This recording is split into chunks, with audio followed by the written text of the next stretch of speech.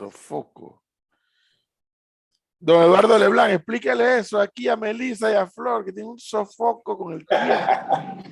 Hay que coger la vida con calma. Así es. Al mal tiempo, buena cara. Total. Pero es que ella no quiere, ella nada más quiere saber del mal tiempo, no de la buena cara. Ya tenemos comunicación con el señor defensor del pueblo, don Eduardo Leblanc, porque ayer pudimos ver que tuvo usted mismo que presentarse a una de las estaciones, ¿cómo que le llaman? Estaciones... Zona paga. Zona paga. Zona paga, correcto. Porque la empresa Mi Bus, que incluso aquí en Panamá en Directo anunció una serie de medidas y de cambio, de ajuste a la ruta, pero parece que eso ocasionó un trauma, señor defensor. Bueno, yo inicio diciendo primero de todo que todo cambio trae trauma porque dentro de nuestro ser humano, nosotros como seres humanos somos reacios al cambio, o sea, eso es normal. Uno. Dos, es correcto, se suspendió 30 rutas, que eran rutas que van, según la información dada por ellos en medios de comunicación, como aquí en Panamá en Directo, que iban desde el este y desde las afueras hasta el centro del país. Esto conlleva a que haya que hacer un transbordo necesario en 2 zonas pagas y eliminando el congestionamiento. Lo importante que nosotros estamos haciendo es que vamos a verificar los tiempos de respuesta al usuario para que sea lo menos afectado y que en caso tal de que esta haya una afectación muy grande, solicitarle al Metrobús y su accionista, el Metro de Panamá, que reconsideren y restablezcan las rutas por ellos eliminadas o suspendidas. Esto ellos lo dicen que es en atención al combustible, lo cual es evidente, todos estamos sufriendo el tema del combustible, y también para mayor eficiencia de la flota, toda vez que tienen una gran cantidad, eso sí tengo que decirle, una gran cantidad de buses en mantenimiento y buses fuera de uso. Pero sí, eso nosotros ayer fuimos a la zona paga del este y a la zona paga de Rodeagua y verificamos a las personas, algunos se quejaban del tiempo de respuesta y de la afluencia. Sin embargo, todavía es muy pronto porque, bueno, ahí estaba el gerente general, probablemente habían mandado más buses, la gente todavía está confundida, pero tenemos que esperar un tiempito para medir bien en los tiempos de respuesta. ¿Hay un término de tiempo para que ellos sigan con lo que empezaron a hacer ayer, que era cambiar estas rutas o eliminar 30 rutas troncales son, ¿no? Sí, suspender 30 rutas troncales, correcto. ¿Hay un término de tiempo para que eso ocurra, a ver si funciona y si no regresan a lo que tenían antes? O sea, ¿hay algo en relación? Ellos se comprometieron, ellos según sus cálculos, y nosotros pudimos ver en el monitoreo, según sus cálculos, ellos pueden cumplir con el tiempo. Aún haciendo transbordos, pueden cumplir con el tiempo. Eso lo vamos a verificar. Nosotros, la semana pasada abrimos esta investigación, nosotros estamos muy recientes. Lo otro es que también estudiamos la posibilidad, por ejemplo, de presentar alguna acción para suspender esto hasta que se presenten los estudios y esto y lo demás. Pero al ser una empresa mixta o una sociedad anónima de propiedad del Estado, no hay muchos recursos por los cuales se pudiera utilizar para la suspensión de una medida como esta. Entonces, lo que nos queda es auditar las rutas junto con el tránsito, que ayer estaba Carlos Ordóñez, el director general, auditar las rutas para ver si es correcto o es percepción el tema de las rutas. Recuerden que, por ejemplo, ayer entrevistaba a una persona que decía que ella siempre esperaba 20 minutos y hoy se demoraron y esperó 25 minutos. Entonces, hombre, debe haber un tiempo y estamos nosotros también un poco estudiando este tema para poder dar una buena opinión. Pero lo interesante que yo vi ayer, que el defensor se presentó a uno de los lugares donde estaba la gente. Sí, es que no hay peor cosa que estar en una parada de bus y esperar cuando ya te habían acostumbrado a que no tienes que esperar tanto tiempo. 2, pudo escuchar los reclamos del público. 3, eso lo hizo usted a cometer una acción, ¿no? Usted metió una acción ayer mismo. Sí.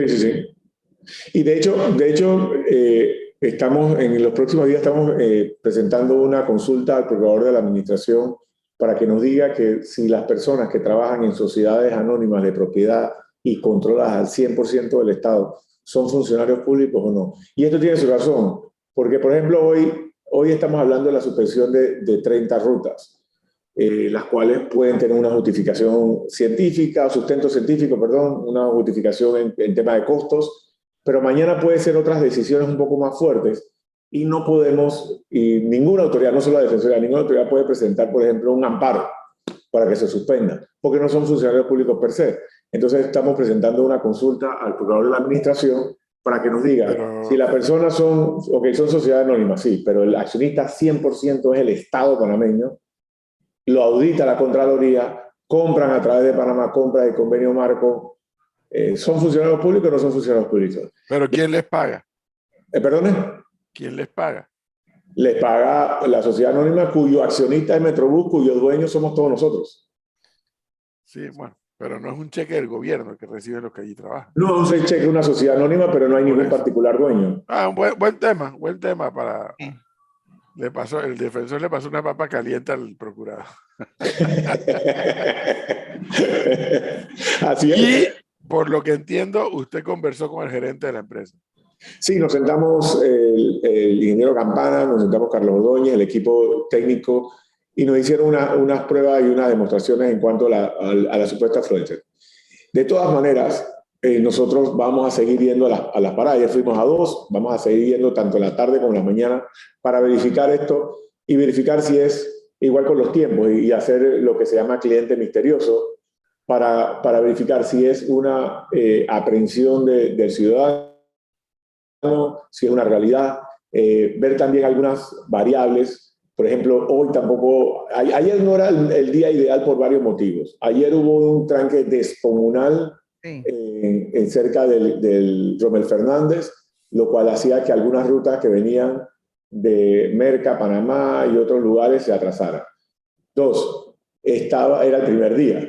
3, estaba el gerente general en una zona paga, o sea que probablemente estaba la gente mandando más buses y todo lo demás para cumplir con el gerente general, pensemos mal, ¿no?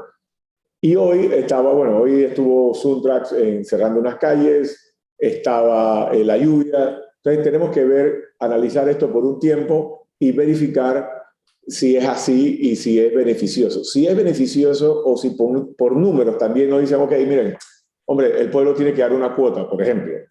Va a demorar 10 minutos más, pero esto incide positivamente en el consumo del combustible, lo cual lleva a que se utilice menos impuestos para pagar el subsidio del combustible que tiene Metrobús.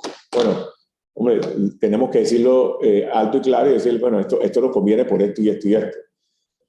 Porque, bueno, y siempre lo hemos dicho, los recursos son finitos y no podemos estar subsidiando todo en todo momento. O también, por el contrario, si esto no es así, entonces decirle a amigos, oye, tienes que tener más afluencia, tienes que reparar más rápido esos 600 buses que tienes detenidos y de alguna forma darle el mejor servicio, un servicio digno, seguro y fluido, que fue la consecuencia que llevó a la expiración de los diablos rojos y toda su gente que está ahorita mismo en el Rommel Fernández y el metro de Panamá. Una curiosidad. Ajá, diga, Flor. No, que le iba a decir al defensor que sin duda lo que cabe aquí va a ser la evaluación del sistema, porque muy probable es que en algunos sitios se complicó el tema con esto de que llegaban los buses, la frecuencia no era tan constante, y quizás en otros sitios a lo mejor les fue bien. Sí, y entonces, por ejemplo, ya nos dijeron que tenemos que madrugar como a las 5:15, exacto, más o menos en algunos lugares, que se forma alguna fila, y no puede ser un solo día, vamos a tener que ir a días aleatorios, verificar la información para nosotros entonces confirmar si efectivamente hay una variación en el servicio. Y ahí, obviamente, sin identificación y sin chaleco y todo lo demás, para evitar, por ejemplo, que se llame al centro de despacho y despachen más buses allá porque está la defensoría, ¿no? Entonces, eso es parte, y ellos lo saben, lo hablamos ayer con el ingeniero Campana, que esto es lo que se hace en la vida real, en el tema de los comercios como cliente misterioso, ¿no? ¿En algún momento el gerente le habló de si van a implementar buses eléctricos? Sí. De hecho fue una petición nuestra. Se la preguntamos, no fue una petición nuestra. Nosotros se lo preguntamos ayer le hicimos 2 preguntas de 2 buses que nos interesan. Uno, le preguntamos si iban a utilizar gas GLP, y él nos responde que estaban considerando por la ley de movilidad eléctrica buses eléctricos. Y lo otro que nosotros también le preguntamos es sobre los buses para personas con movilidad restringida o con discapacidad.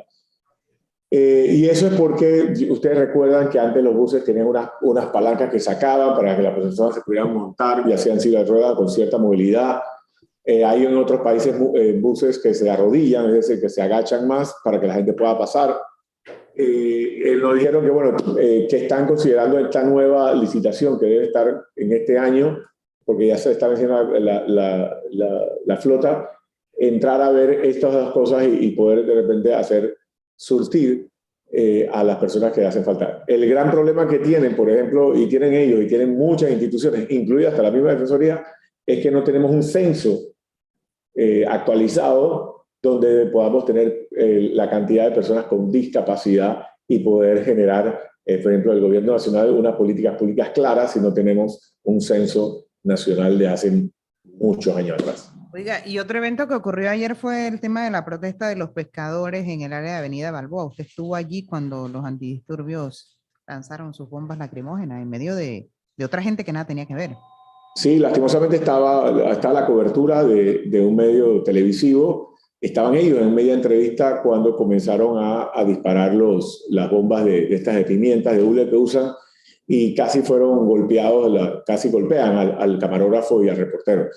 En esto sí, nosotros hablamos con el comisionado del área para que estuviera más anuente y más cuidado, porque no solo es abrir las calles y reconocemos que hay un derecho al tránsito, sino también ellos están llamados al diálogo y también a proteger la vida y honra de todos, incluyendo camarógrafos, incluyendo también que tuvieron que salir corriendo los propios policías municipales o seguridad municipal.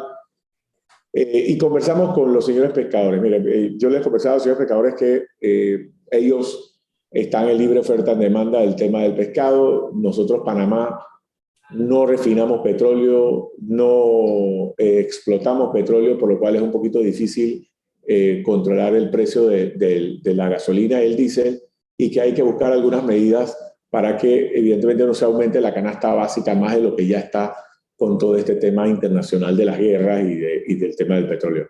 Es bastante difícil. Nosotros recibimos la llamada muy gentilmente de la directora Flor Torrijos, donde va a hacer una reunión mañana junto con, va a llamar a la Secretaría de Energía, creo que va a estar el MEF, el ministro de Vida. Nosotros vamos a ser mediadores para buscar una salida a los pescadores. Reconocemos que es difícil, reconocemos que no hay plata para todos, no se puede estar subsidiando todas las industrias, y tenemos que buscar una fórmula de que los pescadores puedan de alguna forma generar algo de ingreso para aquellas familias que los esperan y para ellos mismos. Oiga, defensor, y dice que hay noticias en torno al tema de Barro Blanco. Bueno, sí, lastimosamente no hay buenas noticias. Nosotros, luego de la verificación de todos los hechos, pudimos indicar de que la Policía Nacional transgredió los derechos humanos y esta política que tienen sobre el uso de fuerza no letal, donde se impactó a una persona con un proyectil de fuego, un arma de fuego, y también hubo la pérdida de la visión de una persona en esta manifestación.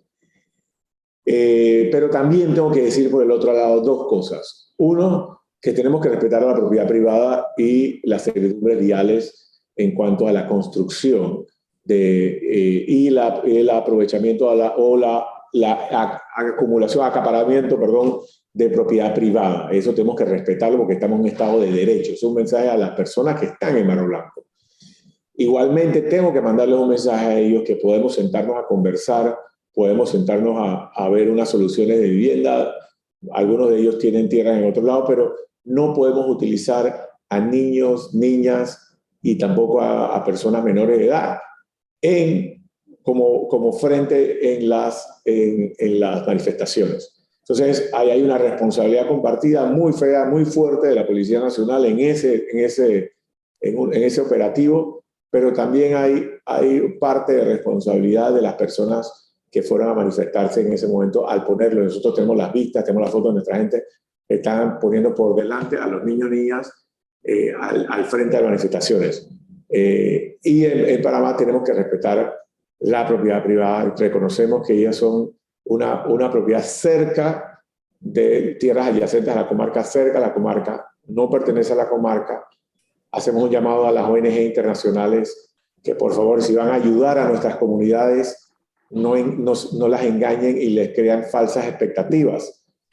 Cuando fuimos a visitarlos, había una ONG internacional que estaba construyendo unas casitas en ese lugar donde hay propiedad privada y que tarde o temprano el derecho, el Estado de Derecho y la juez de paz o el municipio en apelación o la corte resolviendo un amparo va a resolver y va a darle el derecho a la propiedad privada. Entonces no podemos jugar con el deseo y con la suerte de las personas tampoco. Bueno, me alegro escuchar eso del defensor del pueblo porque, y él lo sabe como lo sabemos muchos de nosotros, hay ONGs y hay ONGs. Así es. Y eso pasa en Panamá y en otras latitudes cercanas. Hay ONGs que objetivamente sí tienen el deseo, la voluntad de ayudar al que tiene menos y extenderle la mano. Pero hay ONGs que tienen la mano para revolver. Sí. Para revolver el problema. Y eso me parece muy bien de parte del defensor del pueblo de Panamá que haga la advertencia de eso. Y no es que me lo dijeron, yo fui y estaban ahí. Entrevisté a la persona y la persona me dice, yo no voy a decir la nacionalidad porque después esto crea xenofobia, pero cuando le pregunto a la persona, me dice, yo soy de Colón.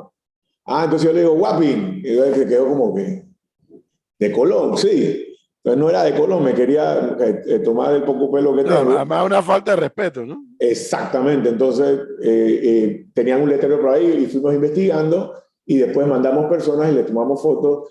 Ya hemos puesto este reporte a nivel internacional porque está bien que ayuden a nuestras personas humildes, sí, lo reconocemos, lo necesitamos. Yo siempre que me paro en algún instrumento internacional, yo digo, señores, Panamá es un país muy desigual y necesitamos apoyo a nuestras personas. Sí, somos un país, nos catalogan ricos para otras cosas, tenemos un buen índice de crecimiento, pero tenemos disparidad económica y social. Pero no podemos engañar a las personas y teníamos ahí personas construyendo, martillo, herramientas, zinc. Entonces, si están en propiedad privada, que tarde o temprano el dueño de la propiedad privada va a reclamar y que se le está violentando sus derechos y vamos a crear entonces confrontación, ¿no? Así es. Yo, a mí me gustaría, bueno, ¿no? Si puede, me regalan medio segundo. Sí, claro. El tema de Bayano, nosotros, mire, reconocemos que la comarca Guna-Madugandí es una comarca que necesita tener su Estado de Derecho bien completo, que necesita constituirse para que tenga acceso a fondos estatales. Es necesario. Sin embargo, no podemos ahora crear, sobre pretexto de eso, crear una pugna, y yo les apelo a la memoria de ustedes, hace 8 o 10 años, donde habían enfrentamientos entre colonos y miembros de las poblaciones originarias o indígenas. Entonces, le vamos a pedir respetuosamente al señor presidente que vete parcialmente la norma, saque ese artículo 2A, donde le traspasa a la comarca el lago Bayano, ¿no? Verifiquen bien los linderos y se lo otorgue, ¿cómo no? Se lo otorgue ya lo que está de facto, se lo otorgue de jure, ya de derecho, la comarca Guna-Madugandí, ellos puedan tener acceso a fondos de centralización, a demás fondos, y a los chepanos, que le dejen sus tierras a los chepanos y ya no busquemos esa pelea, porque para que una población se haya organizado un domingo para ir en contra de una situación, significa que ya están bastante cansados y están ansiosos, porque usualmente aquí en Panamá, ustedes saben que nosotros peleamos de lunes a viernes, sábado y domingo hacemos tregua. Entonces, eso es bien importante, eso quería mencionarlo. Bueno. Don Eduardo Leblanc, muchísimas gracias. Gracias, hasta luego. Información, muy amable. Gracias. Bueno.